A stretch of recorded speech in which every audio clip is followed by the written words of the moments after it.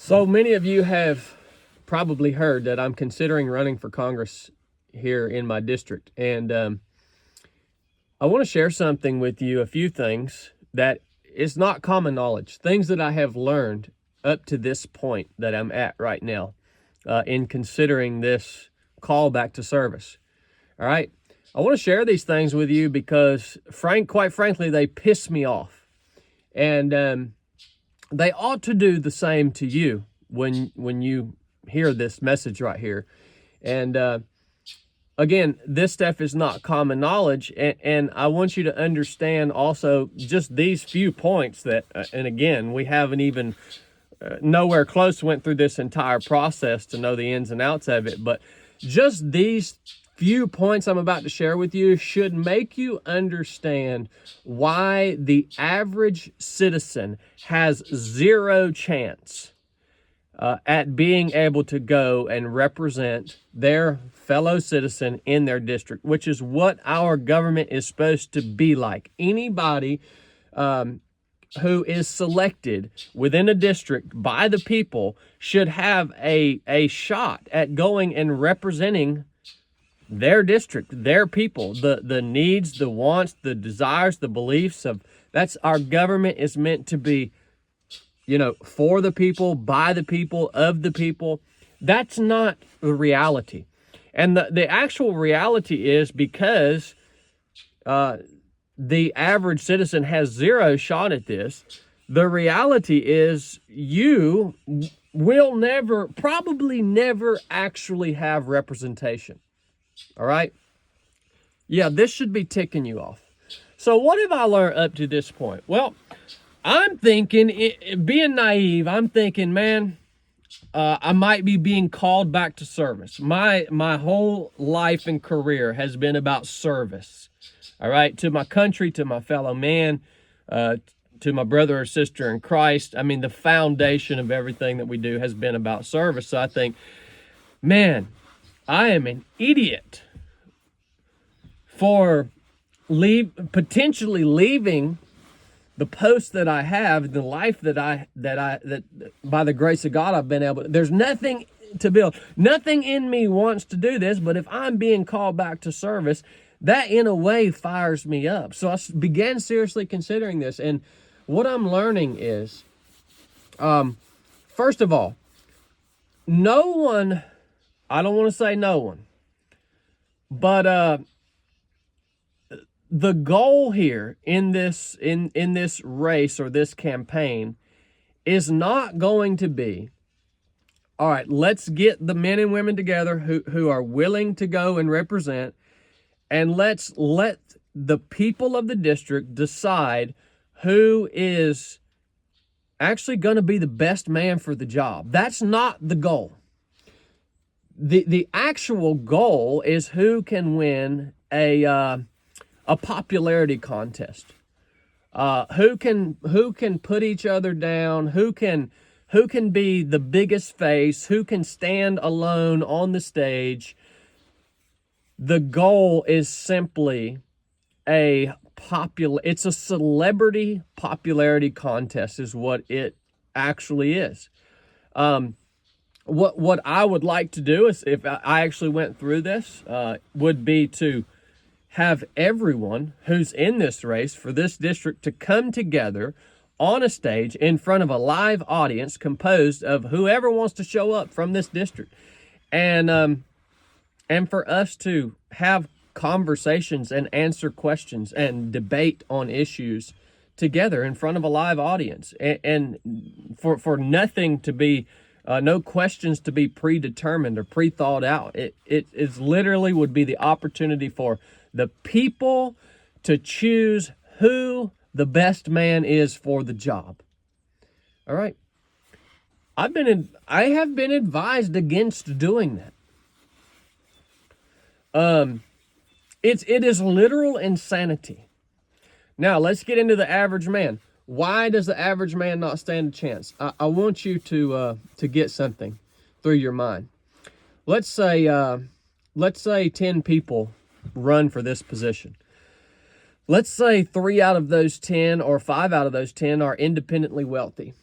and let's say the other 5 are just your average man. All right. Now, I wouldn't even say that I'm average because I do have a public platform. I'm public facing. That's been my life. But in terms of wealth, I do not have a large amount of wealth. I have some savings because I've been responsible, but I'm not a wealthy person. No one would consider me wealthy if you could see behind the scenes into the intricacies of my life. I've just been responsible with my money, and that's it. Okay, we go into this race. Do you understand that if someone if someone is independently wealthy and they enter into this race and they have money to throw around, do you understand that I, as the average citizen, can be sued for many different reasons during the campaign? Me and my business, we can be sued for frivolous reasons. And guess what we have to do if we're sued? We have to have lawyers on retainer so that we can pay in order to fight the lawsuits that will potentially be brought against us. And do you understand that if you are not independently wealthy and that if you're not going into this race or this campaign with a large amount of money that you are able and willing to lose, do you realize you can essentially be sued out of the whole thing? You can be milked dry, just taken out of the race, simply from this litigious angle, if you want to call it. Is that not insane to you? Are you starting to see why the average person has no chance at actually even campaigning for something like this? Because if an opponent wants them gone, because they might, the average dude without a lot of personal wealth might actually be the best man for the job, but if an opponent wants them gone, they can actually milk them dry and take them completely out of the equation through frivolous lawsuits. And not to mention that, but the average person does this, and then you're talking about risking the entire financial security of your entire family. So it's not just you affected. It's not just you that's getting milked dry. So let me go on. So if you want to still do this, okay, and you want top cover, so that maybe, you're not just the average dude. Like, I'm thinking I can just fill out the paperwork to get my name on the ballot and I can go and see what happens here. Okay, no. If you want top cover from all the stuff that can potentially happen to you, if you want somebody in your corner that knows the system, and they can advise, and they're going to advise you and tell you, you can't say this, you can't do this, because if you do these things, and these aren't common sense things either. You can't do this until this. You can't say this until this. You got someone who knows the system. Do you know that costs you tens of thousands of dollars per month to have that top cover? Now, how is the average man who wants to go and represent their people, who might be the best man for the job, first of all, how is he going to pay or have the ability to pay tens of thousands of dollars a month, to have lawyers on retainers, to have someone in their corner that knows the system, that can help them navigate the system, and potentially, how is that? It's impossible. You see what I'm saying? It's impossible unless you are wealthy going into this, or unless you have people behind you who are wealthy who will back you going into this. And you're putting your whole faith in them. You're basically saying, well, I hope these people are serious, and I hope they're really going to back me, and I hope they're going to do their job, because if not, I lose everything that I've worked my whole life for, and so does my family. Because I'm not a multimillionaire.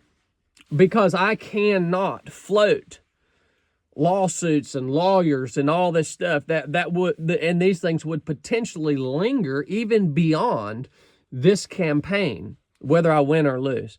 Do you understand that nobody is thinking, may the best man win this?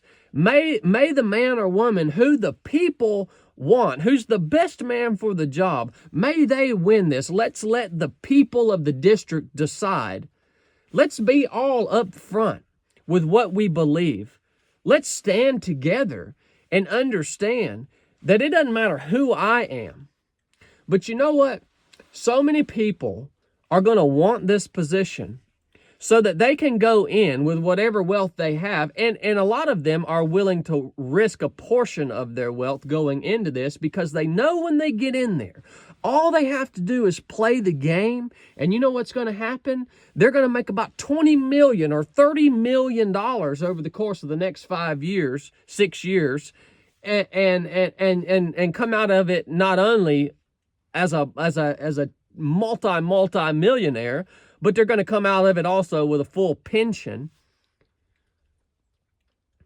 If you're not willing to play that game, then whatever you lose in this process, you are not going to be able to recoup it while you're in there. If you're not willing to play that game and recoup what you've lost times 10x while you're in there doing that job.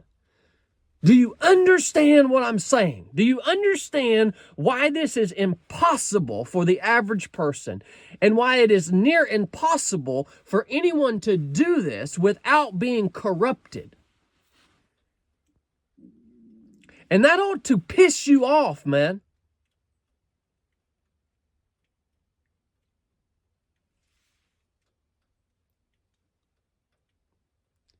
I told you guys that I would be completely transparent if I did this.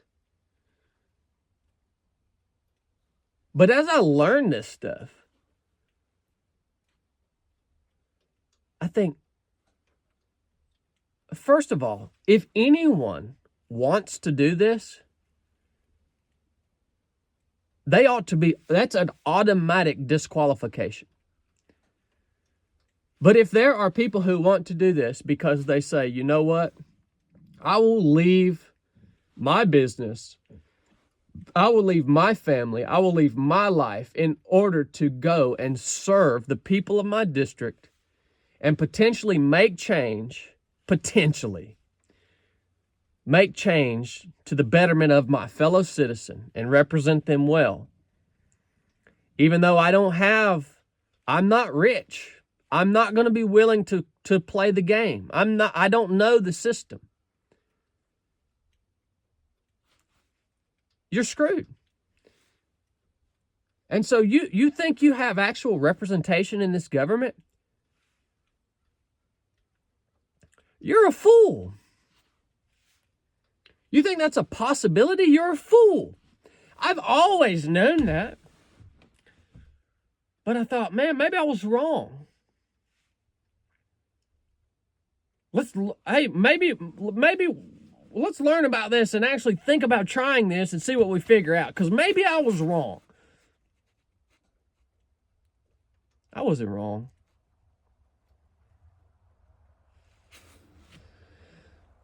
Let me know what you think. If you got anything out of this episode, go get you a hat, get you a t-shirt if you want to support us here at 307 Project.